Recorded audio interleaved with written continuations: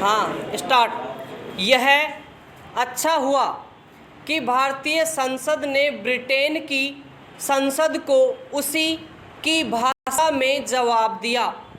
Britain इसे भारत की जवाबी कार्यवाही के रूप में देखें तो और भी अच्छा, क्योंकि उसने अपनी संसद में भारत के कृषि कानूनों पर चर्चा कराकर अपनी औपनिवेशिक मानसिकता का ही परिचय दिया था, भले ही इसके लिए उस नियम की आड़ ली गई हो जिसके तहत यदि किसी मसले पर बहस करने के लिए 1,00,000 लोग हस्ताक्षर कर दें तो फिर ब्रिटिश संसद के लिए ऐसा करना आवश्यक हो जाता है।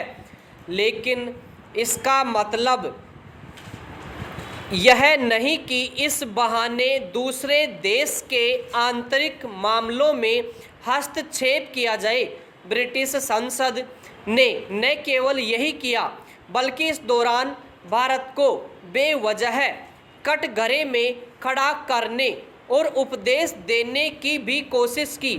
चूँकि ब्रिटिश सरकार ने ऐसा करने वालों को हतोत्साहित करने की कोई कोशिश नहीं की, इसलिए यह आवश्यक हो जाता था कि समय आने पर उसे आईना दिखाया जाए। गत दिवस यह समय तब आया जब राज्यसभा में ब्रिटेन में नस्ल भेद का मसला उठा।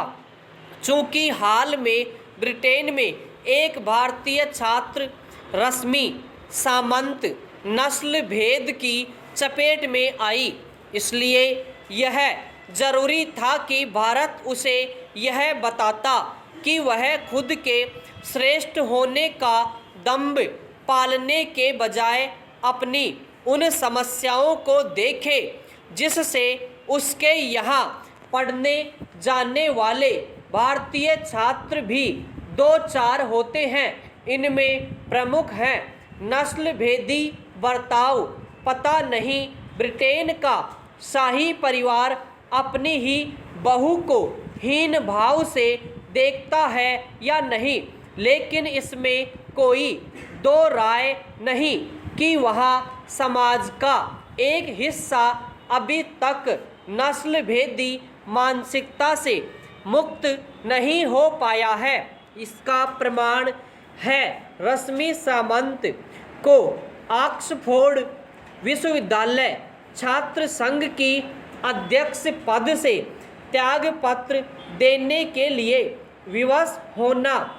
महज 22 साल की रश्मि पर निशाना साधने के लिए किशोरावस्था के उनके पुराने विचार सार्वजनिक करके उनकी मनमानी व्याख्या की गई।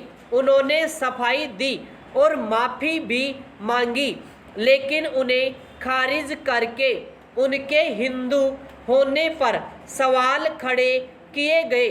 इतना ही नहीं, भगवान राम की तस्वीर संग उनके माता पिता की एक फ़ोटो के आधार पर भी उन्हें हर संभव तरीके से लांछित किया गया।